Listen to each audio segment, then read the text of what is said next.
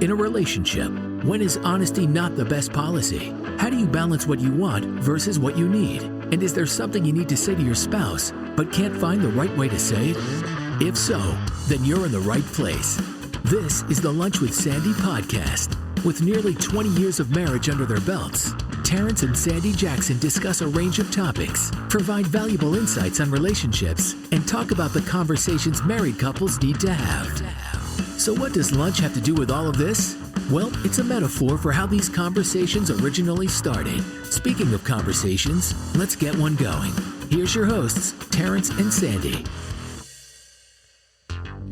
Welcome to another episode of the Lunch with Sandy podcast, where we delve into various topics and offer insights from the perspective of a married couple. I'm Terrance. And I'm Sandy. And today, Sandy, we are going to be talking about growing up in this new digital age. But first, please remember to follow the Lunch with Sandy podcast on your favorite podcasting app. Also, be sure to follow the show on all social media platforms at Lunch with Sandy. Speaking of Sandy, wait your turn. Let me get it out. Okay. How you doing today, Sandy? I'm doing well. I'm very excited to see all the plants blooming outside. It's so pretty. I love that about this time of the year. You know what you should be excited about? Not the plants. That when you said this digital world, all I heard in my head was, "Let's go Barbie." Whatever that song is. I do remember the song, but I don't know why you heard that. What you need to be excited about is cleaning up all them leaves that we got to clean up that you might not see. Oh, well, yeah, I'm excited for you to clean them up. No. This year, everyone's putting in the same amount of effort when it comes to cleaning up these leaves. Okay. That includes you and the one who's sleeping upstairs. Yeah, she must be going through some kind of growth spurt or something again. Oh, listen, maybe she was partying all night and before you came in, she went to sleep. Listen, you got to stop setting a bad example. Be home in a timely fashion so she understands that bedtime is bedtime. You can't be out partying all the time. Not for nothing. I was out last night. I still got up before her and went for a 5-mile run and got home. I feel like I am a good role model. But you didn't get up before me. No. Well, she doesn't know that. What difference does that make? Yeah, well, you're talking about your 5-mile run. I rode 13 miles on the bike and I would have did 17. Well, I just mean, I feel like I am setting it to be a good role model. She knows I went out last night. As far as she knew, she went to bed before me.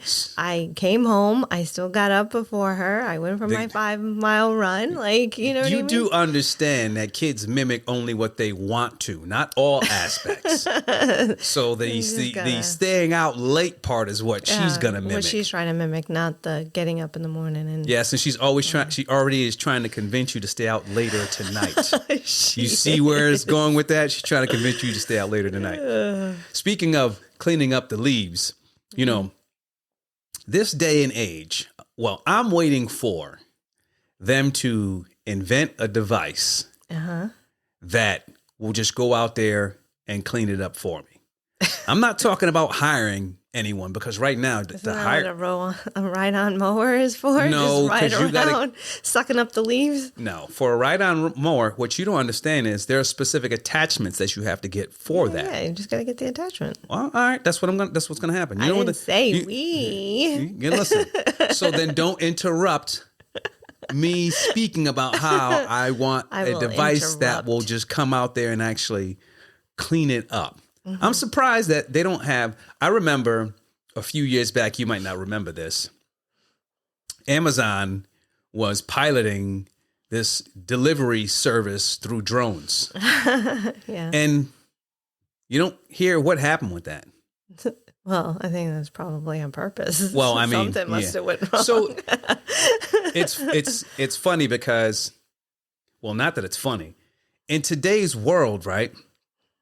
We've talked a lot about how kids have so much more access and have so much of a head start due to technology that's available today. The one thing that we haven't touched on is the fact that when we start talking about, digital literacy, us as adults, we got to we got to start coming to the table.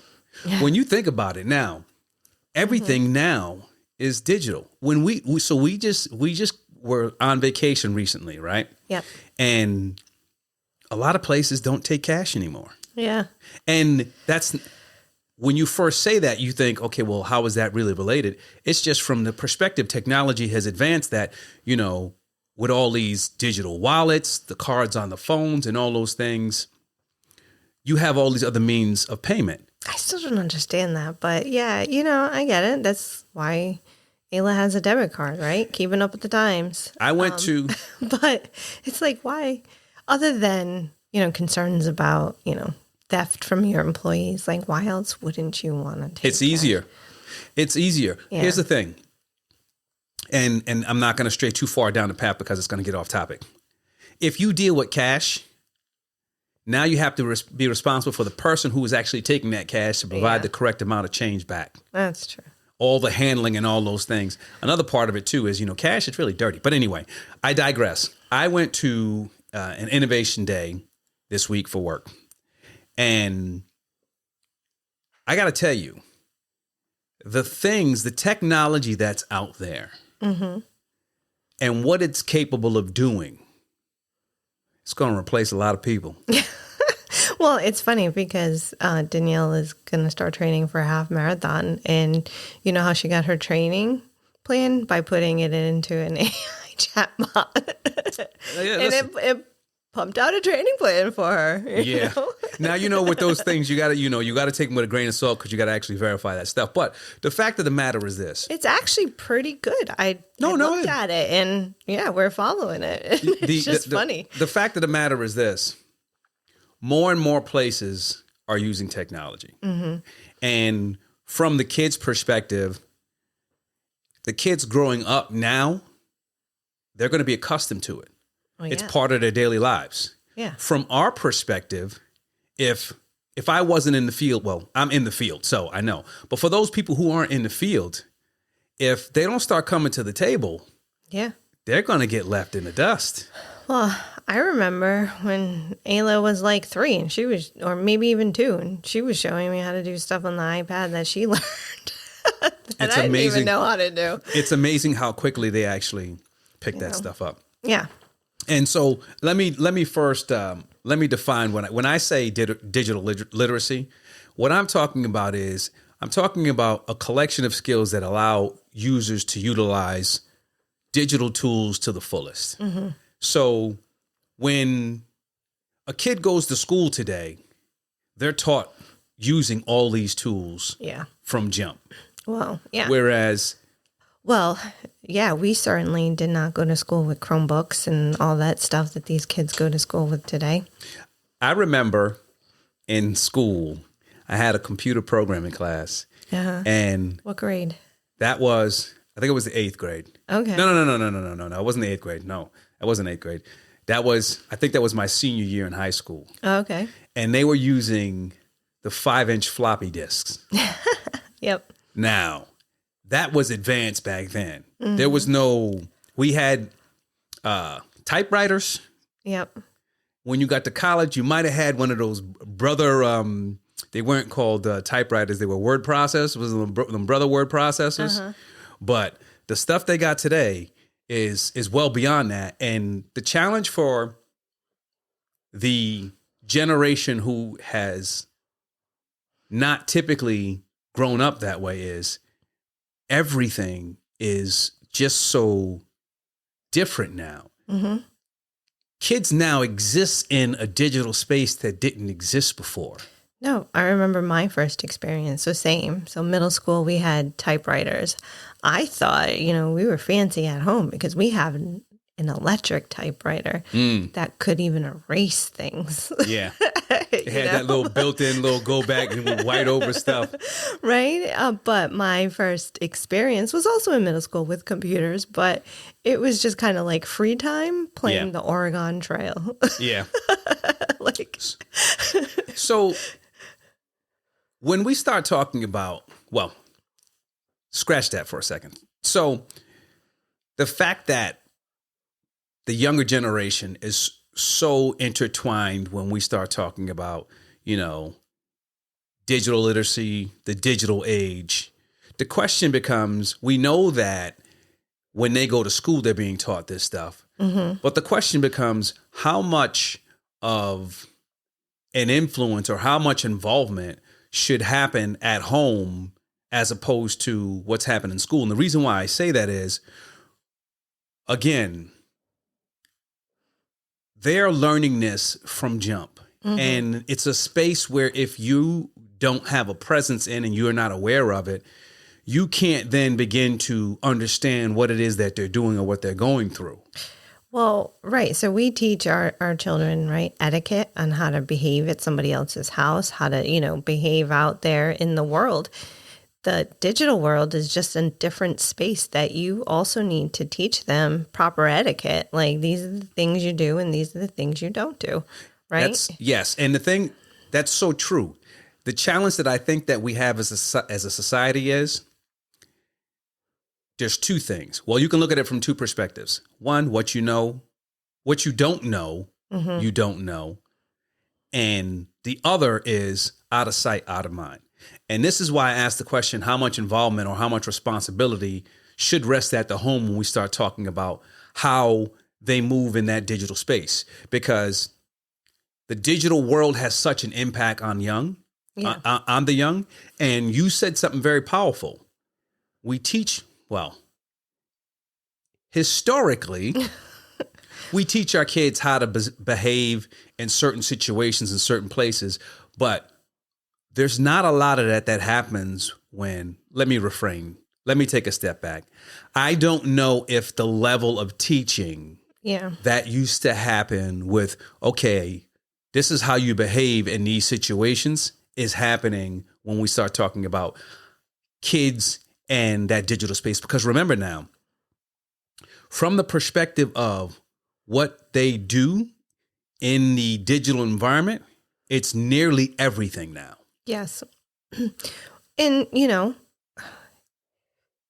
we don't allow them to just go off willy-nilly and do whatever they want, like at home. Like, you know what I mean? No, we don't. But, like, why would the digital space be any different? Like, we shouldn't just be like, oh, well, here, now you have access to even more than you would within the confine of these walls. So go at it. Have fun. Like, just, why wouldn't you? Like, that to me makes no sense. Like, why wouldn't you have some type of controls in conversations with your kids about that space as well? I'll tell you why. Because if you're not part of the digital age, or if you don't understand the digital age, if you're aged out, and when I say aged out, what I mean by that is, if you haven't grown up utilizing these tools, mm-hmm. and you have kids that do, if you don't take a vested interest, or if you don't put yourself in a position to know what it is that they're doing, telling them something is one thing. Yeah. Being able to follow up and make sure that they're actually following the actions, the example, and the words that you tell them is something completely different. And if you're not in that space, then I think that's where the challenge comes up. You're right. You hit the key. Because I think in today's age, who isn't in that space? Do you know what I mean? We may not have grown up in this digital environment, but we all have like smartphones and everything. Like, we're using the digital stuff all the time as well. It's not like it's just the kids and not us. But you said the key thing, which is actually following up and understanding like what your kids are doing, right? Like that additional few steps that you have to then put time and energy into making sure that you understand specifically what they are using. Yeah. And you know what? And here's what you can't do, because I'm going to put two of my daughters on blast and I love them to death. You can't just make assumptions. Mm-hmm. And I'm going to use two examples. I remember when we discovered Lexi had a Twitter account. The Twitter? I thought you were going to go MySpace. Wasn't it MySpace? No, it wasn't MySpace. Okay, it was Twitter. It was Twitter, and it wasn't back. So much. Yeah, well, Twitter's been around. I mean, that's what I don't think a lot of kids. Twitter's been around for a very, very long time. Mm-hmm. But the real surprise was what she was actually pudding Yes. on the Twitter account. And it was stuff that we would have never had thought that she would be doing. Yep. Fast forward. Ayla. Remember, Ayla created a burner account. She didn't use her real name. And this was years ago. She's going to be 14. And this was years ago.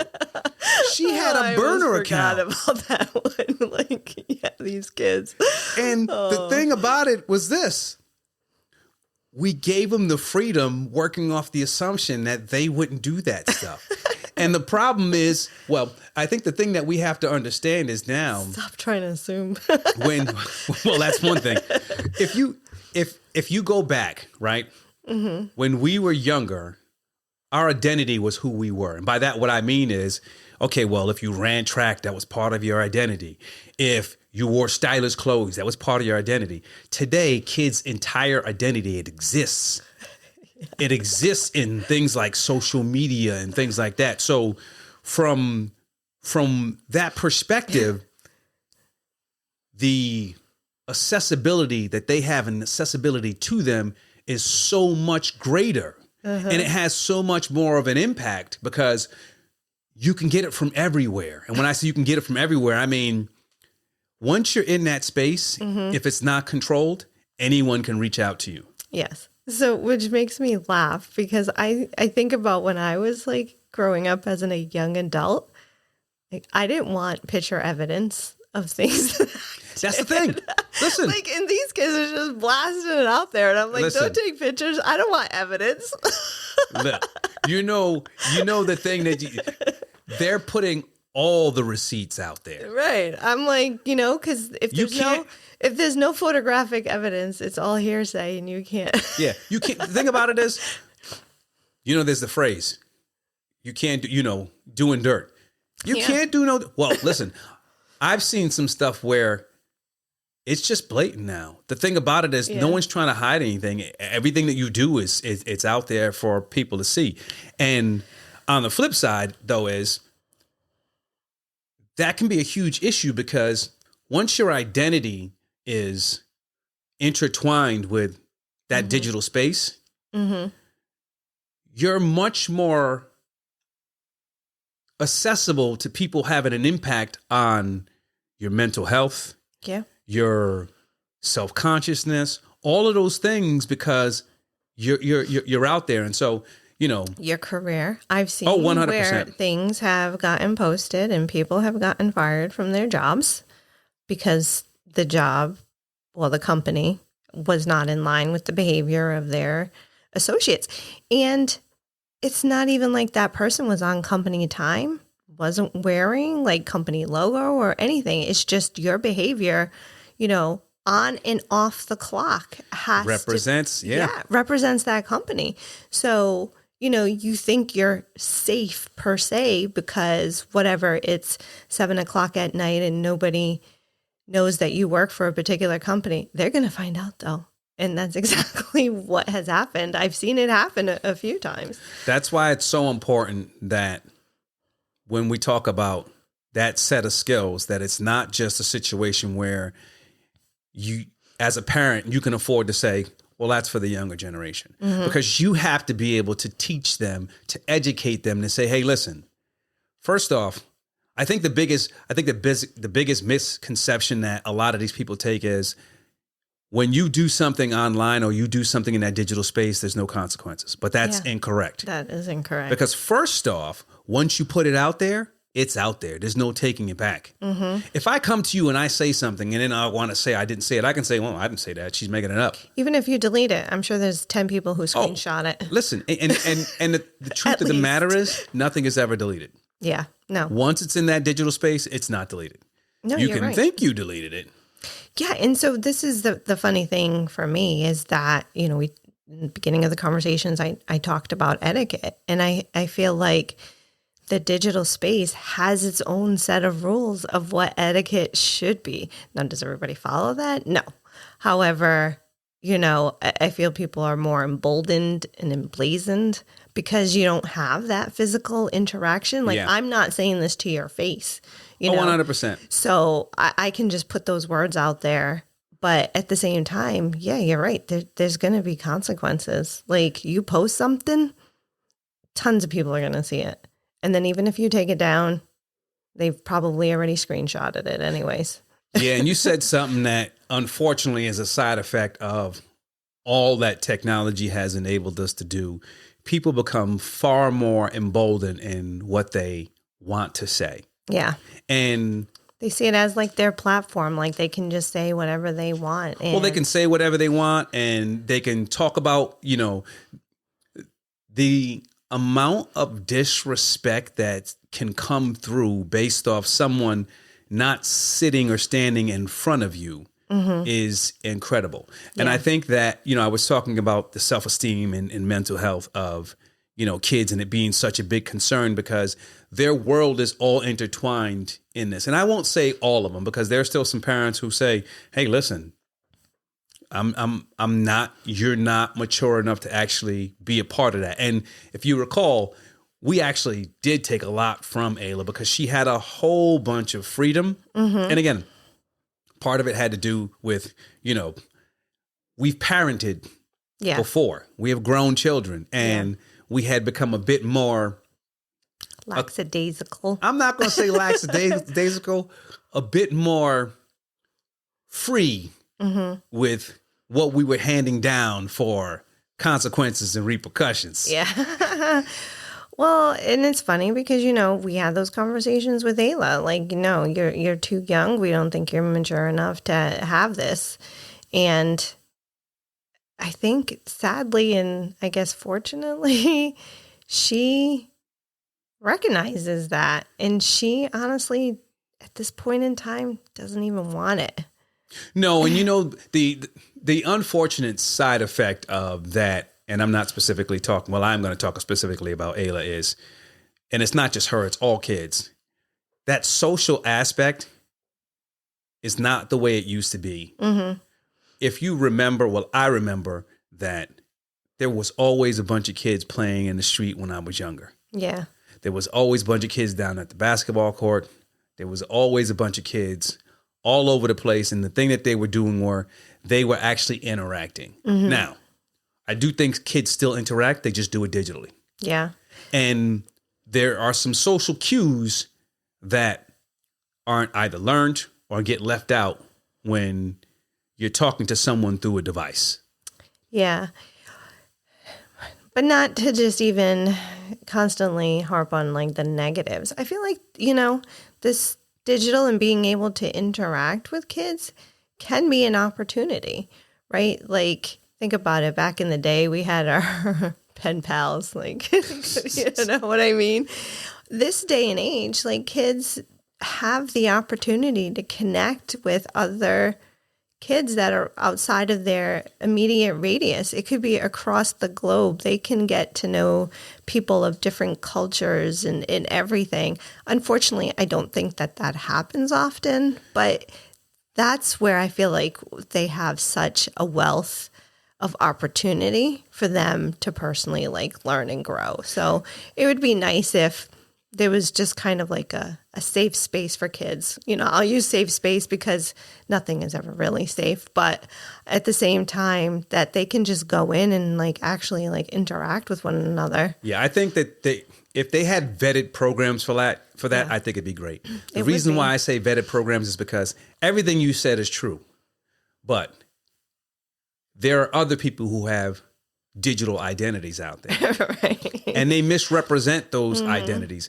And I think, when we start talking about, and this is one of the areas where, well, I'm not going to go negative, but we have to look at the flip side of that access. Yeah. And the flip side of, you can have this great tool, and this great tool should be used for great things, but there's always going to be the minority of individuals or people who are going to twist that to meet their needs. And I think it's one of the things that we as individuals have to be extremely concerned with, because now we start talking about, okay, we have all these kids who have their identity wrapped up in this digital space.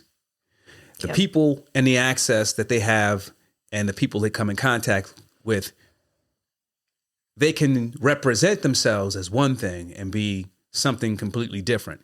And what that does is it opens up a whole host of issues, right? You got to be concerned with predators. Yeah. You got to be concerned with individuals who feel that because they're in this digital space, they can bully. So you got to be concerned with cyber bullies, right? And then, you know, there's this whole aspect of when you start talking about the whole employment thing. Once you put something out there, like I said, it's gone. You can be in a situation where you make a statement and you don't work for a company. But then years later, you go work for a company and now someone discovers some content that you put online. And now that's coming back to actually ruin your dreams. Or honestly, I think even HR is starting to look at people's social profiles. Yeah. Before they even hire. Is this somebody we want representing our company? So I'm going to tell you a funny story. And I think I might have told you this, but I don't remember. So, you know, I took a break from social media for a few years. And it just so happened that I was elected to a particular board. And I remember going to the first meeting and and one individual was saying, "Oh yeah, I tried to look you up on social media, but I couldn't find anything on you." And I know why they were doing it, because listen, they want to make sure that when they're picking someone who is going to be a representation of that company, they want to make sure that that person is going to represent them in the best light possible. Right. And one of the ways that you do that is you do your homework. And I didn't feel any sort of way about it. I mean, I was like, I said, listen, I said, I haven't been on social media for a hot minute. I mean, I didn't use those exact terms, but it was a hot minute.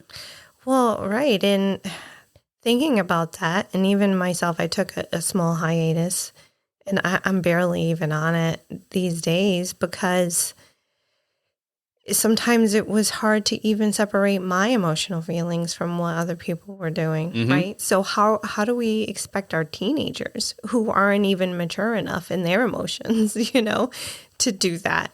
Yeah, and you know what? I think one of the things that is, and I'm not going to get too deep into this because this is going down another path, but it still has to do with the aspect of the digital age. You got to be concerned with online grooming. And when I talk about online grooming, I'm talking about it from a number of aspects. Again, your kid, your teenager, your young child is on a social media app or whatever, and they come in contact with someone who is misrepresenting themselves, and you don't know that, and the child doesn't know that. Right. And so now they start to put ideas in the mind of your kid, prepping them for something. Or let's go in another direction. So many people have found that I can do a certain number of things in this digital space that will earn me money. Yeah. That doesn't always provide the best representation from them. Yeah. Our kids mimic what they see. And if they see that someone else can have a particular amount of success, or someone or so many people are doing this, now you actually have to fight that battle also. Yeah. So again, there are so many positive things that you can get out of specific tools.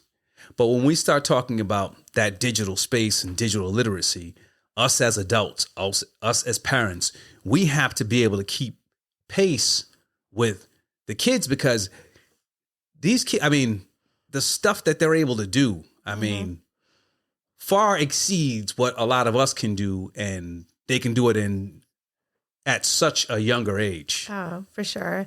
And not to keep harping on like the negatives, but you know, when you talk about like the mental health and the self-esteem too, is, you know, social media, everybody tries, I think, also to put their best foot forward. Like they're not going to air their dirty laundry per se on their social media profile. So here you are scrolling through things like, oh my goodness, I wish I could be like them. All they do is travel the world and stuff like that, you know.